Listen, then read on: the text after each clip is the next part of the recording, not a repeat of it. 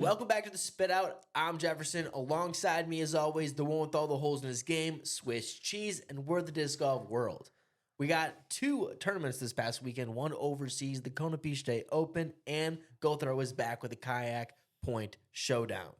But before we get into that, we have some new rule proposals from the PDGA. And before we get into that, I have a quick little thing that I want to talk about because had some little flex tournaments this past weekend, and I want to know your opinion because if you guys don't know, Swiss, not a competition person. Don't play golf. Solo golf. So he doesn't have a whole lot of experience in playing with other people, especially strangers in competition. Gotcha. You don't know what you're going to get with a lot of these times in this, just random people. Yeah. So carded up, going to play this event, and the way like flexes work, obviously, is I'm just a friendly guy, and I show up alone. So it's like, you want to play? You want to play? You want to play? Dope. Let's go all play. So we're playing the course, whatever happens. And I'm playing. I clear out of the hole, so I'm walking into the next one. We're going to talk about this in a little later with the rule changes, but I was not paying attention to the person's putt. I probably should have, but he was within the confines of where I felt comfortable if this person was going to make the putt. It turned out maybe the person didn't, got angry, seemed as if he was going to do one of those like splash the chains, anger type of the emotions. Hammis move? He did He did a Hammis move, and it fell down, and maybe it maybe hit the ground. I'm not sure if it hit the ground or not. Because I'm at the tee. Dude, it sounds like Jefferson's in witness protection. Like right now, it's like, it may have. My back was turned. But hypothetically, if you were in a tournament and this is a situation and they came back and it was maybe not the score you thought it was, how would you react in there? Are you going to stand up and try to call it out? Or are you going to just whatever if you're going to make those decisions? I don't think I could call it out if I'm walking away from the action and didn't see it. Yeah, that's like cool because that's kind of where my mindset. Like I don't think you could call it, even if you know it's dead ass wrong. Your back's to it. Like you know what I mean. So you like, can't make the call. Yeah. Now, could you second it, and should you second it if somebody else says it? Yes. But how am I supposed to second it if I'm not? Sure? Man, I understand that, but it's like you could. Yeah, you still have to second. Yeah. If you know it's wrong, you know it's wrong, you got to second. Well, I'm just gonna have to start paying attention. Yeah, I got walked backwards. Like or you just fucking pay attention. Yeah, well maybe. Shout out Staggered Stance. They had Robert Leonard from the PDGA join them to discuss the new proposed rules for, I believe it's 2026. I don't think these are 100%. I still think that there's going to be feedback from players, members, all of that before. Yeah, that's the whole concept of the proposal. I think like the community can say their piece and then it gets voted on in the winter. Is what I think happens. Right. So we had a couple of, I would say, interesting ones. This was hyped up from Staggered the week prior, so we were anticipating, we were going back and forth of what this possibly could be. My best guess was it was going to be something with Circle 1 and the step putts because of that post moving forward, or a little back by Doug Bierkiss. Didn't seem like that was happening, at least not now. But we had the major rule changes that were proposed along the lines of time violations. Yeah, the other like second or top 5 topic that most couch disc golf fans like to talk about. And I feel like it went in a way that I don't know if they'll support, because when you're looking at it for just like looking at it, it doesn't seem as if it's solving the problem of pace of play. They put on hypothetical time clock situations with nobody still calling anything, right? Like unless there's a PDGA marshal or anything like that. But like no pro is going to really call this. Yeah, before we get too deep into it, let's first explain what we're talking about. I think it's being named the 30-45-30, which now signifies you get 30 seconds from the tee pad, a drop zone, or within circle 2. And then you get 45 seconds, basically anywhere outside of that, the fairway, when you're lining up. I think it was described as shots where are a little bit less predictable, where you didn't have, like when you're throwing from every tee, nothing's changing. You know the tee box. You're scrambling. Right. Yeah. And then obviously you're going to end with your 30 seconds at the end of it, which then I will debate also like what happens when someone when they're in that and they do have like a horrible lie. Again, this is never going to call. The one thing I'm happy about this move is keeping the 30 second on the putt. Because if there is ever going to be a call, it's going to be on the putt. Let's be real. It's not going to be anywhere else as far as like the tee or anything along those lines. It's going to be on the putt. So to keep that at 30 seconds was probably the smartest or most intelligent move of this proposal, if you ask me. Like, because that's going to be where that's dictated. And if you gave an extra 15 seconds on that, then you might have said like they're just not have a shot clock. at all. Like, That would definitely ruin the pace of play. Yeah. Oh man, do you think if there was a shot, like if there wasn't a shot clock, people would start taking like minutes out there? No, I don't think so. Yeah. It probably wouldn't even. That's I think it would kind of very be self-regulated too. Yeah. Like if they people like, hey, bro, like, you know what I mean? You Like, think? yeah. Along with this, then I think it goes hand in hand is the 2 time extensions players get per round, which is you get to. I feel like honestly, no one's ever gonna be like go up to the lie, look at it in the woods, and go, "Hey guys, I'm gonna use a time extension right now." I think where it's really gonna come into play is when players are in tricky situations that they're gonna exceed the time allotted, and then the players on their card are now obligated to be like, "Hey, that is one of your uses." The other part of the problem is like you can't really call that when you feel like you're running out of time because you It don't ruins know your the thing. clock. That and no one's like- gonna. You're focused right now, so you're not gonna be like 10 seconds to go, look back, ruin all of that what you were just doing to call this out. Yeah, so I don't think it's going to be like utilized too often, except for like tricky footing. I think it's it's gonna be used post. I think for 99% of the times when it's the players on their card to be like, "Hey, you took 50 seconds. That was one of your." Oh, Thanks. they'll just do like a retro, like, hey, Yeah. that was one of yours. I think that's Okay. how it's gonna be used mostly. Okay, so it's not going to be like a declaration of like before I step up there, I need an extension. Like, okay, I get what you're saying. I just can't think of a situation in which I would ever do that. How am I supposed to know how much time I'm about to take? Because there's not a clock that you can see. There's not a clock that you can witness. Who knows? That clock can officially start at different times for different people. Like there's so many factors to where I can't be able to be like, hey, I know let me step away. I know I'm taking a lot of time. I need an extension. You get what I'm saying? Now, also, like if I'm walking up to a pressure pack putt and I have the ability, like I'm gonna say, hey, I want my extension before I even start there. So give me like time to like really do it. Yeah. Like especially if like wink wink, I'm Cannon Buhr. You know what I mean? Who I think is probably one of the few players that might utilize this, but for the rest, like that's what's kind of like. That's why I think it would be more utilized before they get to the lie or like tricky footing or tricking that than necessarily like I'm measuring up a putt. I'm taking too long. I need an extension.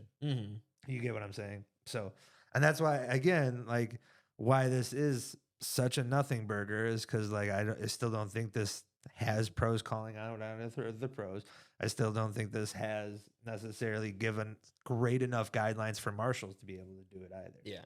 I think that's the flaw on it too. Again, why would anyone call it when it can be called retro? And Sure. if you're betting on players not calling it, you can just hack the system basically, at least for a little bit. I think that if you're exceeding it, a lot of times players are going to catch on. They'll be okay with calling the 38s and like a little bit over like there. And I will want to reiterate or just say in general, I guess, that Robert Leonard from the PDGA said that players felt more comfortable making the calls in this scenario. So it seems as if the players are taking it upon themselves to like go forward and doing this. Now, if that's just something that's being said, and he also talked about it being tracked and there being data on this, but I'm confused how that can happen if it's not in play currently, unless you're supposed to be like acting as if it's going, but that's not how it works. I don't know. So I'm a little confused on that. But if players saying they're going to follow this and this is going to create change, I'm all for it. If the players say they're going to do it, dope, let's run it. I could see why saying it in your head, like, yeah, I think people would more do that. But then when you're out there, no, it's not. Like, dude, even the latest Kristen thing, it was about like, hey, yeah, it might have been a foot fault, but you still can't call it in that moment, right? Yeah. So is a pro going to be like, hey, you took 38 seconds on this pressure pack putt to keep the tide? Yeah, obviously not. Yeah, like it's still not going to happen. So like, and so that's why I think like when the pros are saying it, Or it's like, what if we see the opposite? What if we see someone pull out their phone with the stopwatch Bro, ready to like, go? oh man, Like 31, it's over. like just have a Timing. buzzer. Kind of want like the guy who holds up the scorecards like that. I just kind of want a clock. I just like be off to like the side of it and be like, yeah, there's the clock, and then just watch people kind of sweat it. Like I think it would be better television. Interesting. And then you could also like have it like just like mini on the corner, like here's the clock, like so. But I think if it ever got to that level, you almost have to have the pro like acknowledge, like, yep, I'm here. Because like in baseball, you got like them stepping on like the mound. Like you need something like that. The PDGA did have a proposal in figuring out when the clock would start, because I think that is a misunderstood or just not acknowledged. And they wanted to do this by changing one word in the rule book. And I don't understand necessarily if that is the way to do it, because I'm still confused. But I wanted to ask you, because the change is Yes. instead of, and I think right now it says something about when like a player determines the lie, that is when the clock starts. Now, it has been changed to when the player addresses their lie. Do you notice there being a change in the wording of determine and addressing a lie? Yes. Oh, okay. Maybe I'm just dumb then. You're not gonna like it, but yes, I do have it. Like I can determine my lie with my bag on. I am addressing my lie. Actually, that was a good explanation. That actually made me understand it a lot quicker. That was actually valid.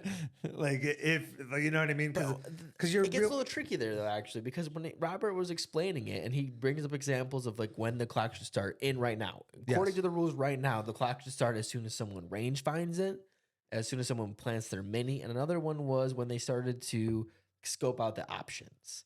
And if you have your bag on, you're starting looking, you can't take fucking a minute just like staring down two lanes, right? So that gets a little gray line-ish there too. Not saying anyone, I mean, maybe someone will exploit that if you can, if it's getting so dependent on the time. The moment that you step to that, or man, I kind of like the idea of marking your lie and just forcing everything to be marked. As much as I don't like seeing that in the circle, like I kind of like can somewhat like appreciate like, okay, the clock starts. That's actually not bad. But you're not going to mark it till it's your turn to go. You get what I'm saying? So you mark it, clock starts. Now I'm stepping back. You have your disc in hand. Now you're going. You get what I'm saying? So like, but like the problem is people are marking early. Oh, so you have that would be the change you would need, is you have to mark it. Yeah, and later. now it's also like that clock can start on everybody's internal. Like whether you're marking it, whether it's internal, like now it starts. Down, cool, go. Do you think that's something the PDGA would ever think about enforcing, or maybe that could be a DGPT thing because it only matters for the pro level? Yeah, I think like I think that's also what needs to happen. The DGPT really needs their own rules. That's starting to see that happen now. That was with, I mean, this extension thing is completely only for that. So hopefully this something is like this. Yeah, starting. We need some solo tour rules, and that is something on there. Like the clock. This you want to talk about like making it semi-interesting and giving a little bit more, having a clock, showing it down, that helps provide a little bit. And it also kind of like tells you like when the next thing's going to happen. Like, you know what I mean? So I don't mind it. Like, but yeah, there definitely needs to be some new rules, some new guidelines, some this. I think the other one that you're alluding to is possibly moving the game into the next day on Mondays is another, that's kind of a proposal for this. That's great. We need more of that. Whether it's like a cohabitive thing or whether the tour just says, no, we're doing this now. Like, you get what I'm saying?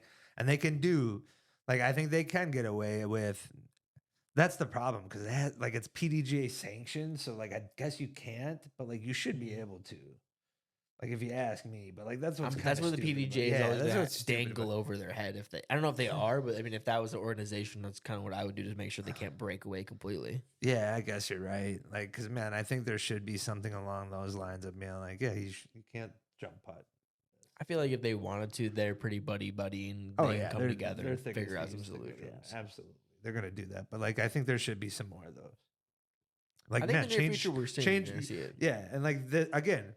Propose it. That's what this is for, right? Here's our proposal with the tour. Change the circle, change the jump putt, have the pro level be that test. And then if you want to expand it, go ahead. Like, this is not like, unlike other sports, we should be testing out in the pro than the every seed tiers and all that. Like, that's not where you want to do it. That's where you want to have the fun and all that. Like, test out all these rule changes and test them on the pro. And if they do work and they could help tournaments at A tiers and others, then go with it. Even if the DGPT had their own rule book, like, I think that also kind of goes to like legitimizing your sport in a way. Like, hey, here's our rules, like, as opposed to hey, we're a PDGA sanction and this is their rules that we got to follow. I think there's enough variations in which they could come up with a DGPT rule book. Absolutely, too. they should. And if they're going to keep expanding it, there's more things that could be done. But I think that it goes in with etiquette. I think there's things that can go spotters, especially because you're not having that really at many other events. Like just like almost a handbook for all the things necessarily, not just one rule set, but you can make a whole thing out of it. Yeah. And yeah, like I said, legitimize what the Disc Golf Pro Tour is. Because sometimes it just is optics of having it. Is being able to, like, if you're in a situation, to be like, pull it to it and be like, yes, we have this for this situation. That makes you seem so much more professional. Yeah, I think so. I think it would be cool. Now, talking about that, this kind of is a segue, not really a segue, but I do think that it is a conversation that's going to be had forever because I don't know if it'll ever be fixed. But the splitting of the tour right now is where we're going to have some European events. We're going to have some events still in the United States, and the fields are completely split. This weekend we saw like Paul Ulibarri, Ezra Aderhold, Clay Edwards. I'm sorry, those are the names that are coming to my head that are in the U.S. playing over there. There wasn't a U.S. and FPO. I know that. Exactly. I made sure to a conscious effort to look. And you had a bunch of people playing the kayak point showdown over in the go throw. So there's two options, and now it's very much debatable of like what is it? It's still a DGPT event. Like it is. It's factual. It is. Yes. I understand that. But when we're talking about, okay, Mari Vilman is now a DGPT winner. Technically elite DGPT Elite Series winner. Like we will see him at the championship. Yes. You're against that? No. That's what I'm saying. These are factual things. Yeah, no, absolutely. Man, it's a stop. It's a stop. There's plenty of pros out there. Technically, it's open to anybody wanting to play. I understand that the travel is what it is, but we often don't consider that when we think of the top European pros that are along the tour, what they have to kind of go through. Had a legitimate paycheck. You know what I mean? So that should entice enough people to get over there. If you think this is a soft field, why are there not more people over there? Yeah, fly over there. I understand the travel cost, but like it's still a decent enough payday if you think you can win it. Like if I'm Gannon Buhr, you know what I mean? I could go get that pay and possibly. I think how many more events he could win if he did some crafty flag. You know what I mean? Like, so like, yes, it is a win. I don't think it's like, I don't give it the silver series treatment or anything along those lines. It's a legit stop. These are legit pros with legit rankings. And yes, did it miss the number one player? Sure. Did it miss maybe 4 of the top 5? Yes. But I still think there's plenty of talent there. And like my other example is look at the way Ezra and Yuli fared. I understand they had travel and they had all that and they're going through those woes, but they weren't competitive on that leaderboard. Mm-hmm. They weren't there. You know what I mean? If this is a quote unquote light field, or is this is an easier win, why are they not up there? You know what I mean? When I looked at it, Mari Vilman averaged a higher rated event than when looking back at AB winning Cascade, Nicolas winning the Open at Austin, MCO. I think he's like the 3rd highest average event winning on this year alone, just under Ezra and Gannon's lights out at Kansas City. So when you're seeing that, it's like he put up numbers to win an event. Yeah, he won by 6 strokes. Yeah, Mari is the next European talent that will probably be up there as one of the best ever. And like when it's all said and done, I think, like, you know what I mean? Granted, like Nicolas has already done that. Like it doesn't take much to kind of get on that, like Rushmore at this point, but like his talent is there. He's the highest rated Estonian. Like, you know what I mean? Like he's already going to be there. He's going to be a name. And when he kind of gets under that second tour, that like we're going to see wins out of him. He's still young, isn't he?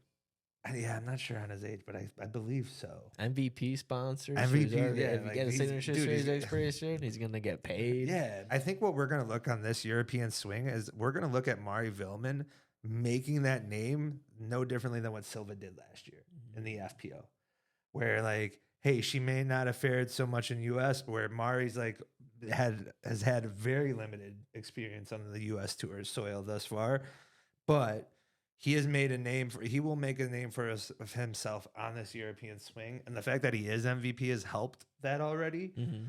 But now that people are going to be able to witness his talent, like, and be showcased, I think it's going to just help him grow. He's going to be there.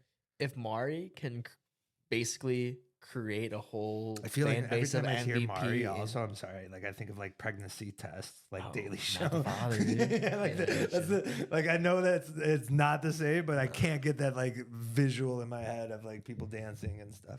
But anyways, go ahead. If him and Silva just grow MVP in Europe, Yeah. we're gonna have to one day look back at all the dominoes that aligned for MVP and becoming one of the staples of the sport. It's honestly a crazy story. I mean, And I think Mari has the ability to do. yeah, and like don't get me wrong, these are like the most prominent like up and comers that are like now winning and doing this. But there is also like a litany of like youth players. What Innova has locked up in their youth in European is sick. Like, you got Ida, who just finished just outside of podium, who's I think 15 or 16. You got A2 Tuminen. I believe isn't Roland Kerr also pro discus / Innova type? I don't. Pro discus is not Innova. Yeah, huh? Pro discus is not. Oh Innova. no, well they have ties, but like anyways, like I think there's plenty of like also young talent that what has Innova's locked up is like that's gonna pay off like 3 years down the line. Villman and Silva are paying off the year that they signed them. And that is recognizing that talent is also very strong with what MVP has done. If we're going to accept Konopiste and it being a lighter field, I know we just talked about all the reasons on why we're going to. I completely understand it, on the same page. But then we look at Goat Throws event, and I'm being told this will never be ever on like the same comparable level of a pro tour. And I kind of like it bothers me a little bit because you had the number one player in the world. You had a deep field with the Robinson brothers, Eagle McMahon. You had damn near the DGPT field at this event. But I'm being told there's nothing that can be done to make this seem as if it's the same level. I know we saw maybe not the group. It was kind of a fail, the Masters event. Like, I'm sorry, you didn't get the payout that you're supposed to. But if that could translate and there could be, and like we said, as a community telling ourselves, same as we're telling ourselves that Konopiste is at the same level as a Cascade or a Waco. Why can't we just accept if there is some grand spectacle that, hey, this might take some time, but we need to accept that in the future this could be a grand thing in disc golf? Yeah, I think in its first year, it's tough. It's always going to be tough. But yeah, but like if they go into next year and you still are locking in the number one and however many top 5 players at every one of your events with like ABs, Gannons, and Nicolas has played in those. Like they've had names, Isaac, Ezra's. So like if they can continue that into next year, maybe snag a random Ricky, you know what I mean? Like kind of do those, then yeah, I think we will start eyeing that up. The only obstacle that they need to overcome next would be how much does the prize pool dictate? Or do you think it is just strength of field? What would be considered a good payout for this event, would you say? First place. That's all I care about. It's got to be at least over $5,000. Yeah, see, now we're even close. Yeah. 1,700. Yeah, like that's the next step. So like that's what you're saying is you have to almost compete with the DGPT. I think it helps. Yeah, it does certainly doesn't grand. hurt. It Yeah, certainly obviously doesn't hurt. Yeah, it's a 2-round event.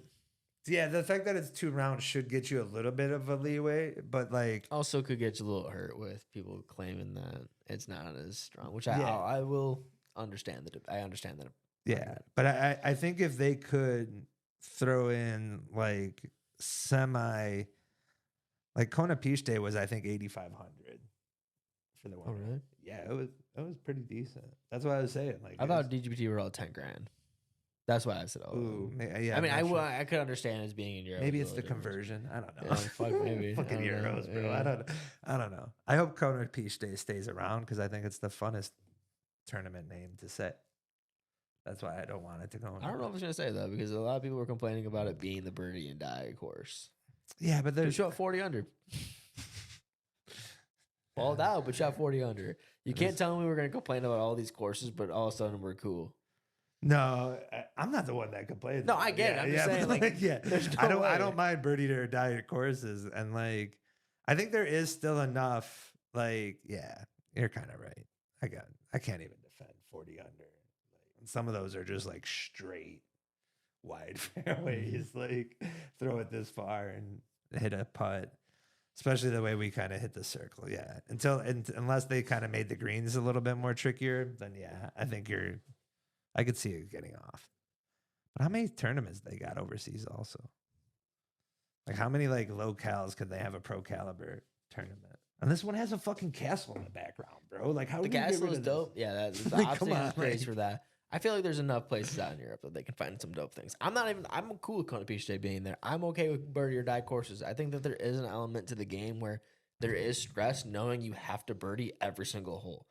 That shit Eagles is run, scary, man. Build bro. a castle. Like Eagles Crossing. yeah, Eagles Crossing. You need. You a probably castle. got the money. Let's Yeah, be real. like good. Yeah. All right, going back to the go throw event because I do kind of want to talk about Sure. it because Gannon Buhr possibly could have shot the best round of all time. Not too sure what the UDisc rating conversion is, but I've heard for the longest times you times that bitch by 2, add 500, and it's the exact same as the PDGA rating. At least that's what I've been doing. I love how everyone's already got the math to it. Like, Yeah, well, times by 2. I will say that there's usually like a 2 to 8 like rating point. Variable, whatever. All right. Gotcha. But this would have put that's close enough, right? Yeah, well, this one would have had Gannon Buhr shooting a 12.28 rated round, shit. which would be almost 100 points higher than the highest rated round of all time. Does it factor other players at the event as much, or is it purely Just based on course. Just course. UDisc is just course. PDGA is player based. Yeah. Yeah, I know the conversion's obviously not gonna work here, and I'm sure that is really meant for people not anywhere close to this ceiling level. No. Because I mean, too, when you look at it, he shot 12 down. It wasn't even like an Like, insane yeah. 18 under, 17 under like Paul's at Memorial. And when I watch back because they did have the footage, because also shame a little bit on Go Throw. Okay. How are you not putting Gannon Buhr on your feature coverage on your channel? For the first day? First day, he is not on it. You had Robinson Brothers, Jake Hiepenheimer, and Adam Hammis. I'm assuming he's on Ace Run Productions. However, their coverage is delayed, so I don't know. Shout out Gannon Buhr and Ben Kenny, though, because they had their clips they put together with some Gannon commentary in the bottom. So that's how I got to see clips of it. Yeah, unless you kind of cut a deal with like Ace Run and giving them, but also like what ooh man, like because who's the sponsor now? Prodigy. Who is on lead card and is sponsored by Prodigy? Jake Hiepenheimer. Hey, I'm just Yeah, saying. you had 3 other choices, though. I understand. I'm just throwing it out. And he's the there. leader of your tour right now. Like, Maybe they're banking on like, hey, we're gonna get a round 2 anyways. Let's get some variety. like those that could factor into some of it. Like, that's the problem when you kind of get that like corporate attached, right? Like they're as much dictating that as anybody else. I'm so. sure, yeah, there's gonna be like a sponsor attachment, just like. But yeah, I could also like see them like also throwing like I hate to say like throwing a bone, but it's like you kind of You're helping a homie out, yeah. yeah. And they're helping you out by also covering the event. Yeah, by playing. So it's like you're kind of like give them that name to attach to kind of get the views. It's smart. So I wouldn't put it like that being the move, which is very intelligent. But yeah, you should be on lead card every time he's there. You're gonna get views. Like give me 3 other people that like. Give me 4 other people that like are worth not having Gannon on lead card. You had Eagle on this one, but I know Eagle was on Gannon's card. I could somewhat understand like Eagle's presence in the Northwest. I could somewhat justify Eagle. Like it would have to be like Kayak, it would have to be like Eagle, AB, Simon. Yeah, and I still can't think of it. Like one of the brothers. Like maybe. I'm telling you, I think the strategy must have been we're gonna get him round 2. We're trying to get variety. I really do because why would you not? He's the number 1 player. He literally put up the highest rated round of UDisc of all time. He knows it. And you like, don't know he knows it. Like, and you know he like that Gannon knows it. Yeah. And he posted a whole video on it. Dude, like come on. Like, that's another just feather in his hat. Like like that Gannon is the type that like he has like milestone checks that like he is willing to hit and wants to hit. And the fact that like I just hope at one point he's cocky enough to be like, hey, all you fuckers who hate me, check out my resume. Yeah, I hope you he know does what I that one mean? day. Like, and like, here's this check, here's this check. Like, that's what like we kind of need that also out of like somebody like who's like Good. yeah, and like maybe like has that like because AB's good, but like he's overwhelmingly liked. He doesn't have that like I don't like. There's plenty of people that hate Gannon more than there's Just 'cause people they that toxic hate AB. complaints. Yeah, and just lean into it and just be that guy. Like, who cares? Like, it's gonna still. He would never, but I No, think he I can know. almost do it. He's actually good at talking, I think, especially Yeah, about dude. disc golf. Oh, dude, yeah. Like, So I think that he, especially if he's just he trying could to do, roast he could do it people. in such a way, like if he wanted to be like do it so intelligently that like people wouldn't even grasp him like just beating him over the head with like, yeah, I did that. Like, you know what I mean? Like he could do that. The dude is sick. Yeah, Can't man, deny it. that's insane. But that's also like a little too ridiculous. 1,200, come on. That's what I'm saying. Yeah, Like that, like I understand when the you look back conversion to rate. at his round, he had plenty of times where he could have scored where he's missing putts that are makeable. Man, So- shout out like Ben. He's out there on the grind, even on the kayak. And Yeah, dude. What else you got going on? You know what happens when you're living in the van out there? You got nothing to do. If he can make There- more videos, he's probably getting paid more. yeah, this is true. Like, yeah, you have like Monday fun day or one fun day, and then the rest is Just out there throwing, yeah, playing with peeps. Yeah. yeah. Well, that was pretty much everything that happened this week in the disc golf universe. Trying to, you can't say disc golf world. I'm not doing that. I'm not being like everybody else. who says I think it, it's yeah. hilarious when people have to say it, and then sometimes you can tell they're like, "Oh, I did, the, No, I I did, hate the, saying I it. did They're the like, thing." "Ah, I shouldn't So have yeah, said so that." disc golf universe is what we're gonna say, guys. If you are local to our area, please sign up for our doubles tournament. It'll make me feel so much better and less scared that no one's gonna play. So travel, come, even if you're like 1,000 miles away, come and play. It'll be worth it. You can hang out with Swiss Cheese and I. Absolutely. All right, guys. We'll make sure to see you next week where we are going to be talking about the Northwest. I don't know how else. What's the name of it? It's like It's changed really- so many times now. Yeah, I think it's the North. Yeah, I don't even. They know. should have kept Beaver State somehow. Yeah, that would have helped, but that would have not got them the worlds. True that. All right. We'll see you in the next one. Shout out to the peeps. Haters.